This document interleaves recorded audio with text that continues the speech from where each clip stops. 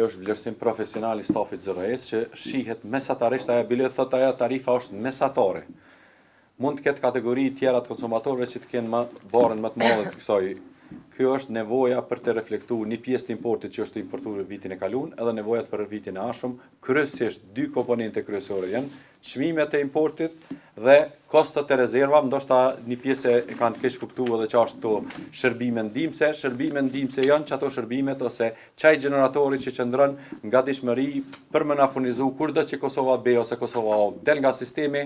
me e zaventsuar energji dhe çajo kosto me qenë se është bë dhe mediatike çajo është kosto e shërbime ndihmëse që është rreth mbi 40 milion euro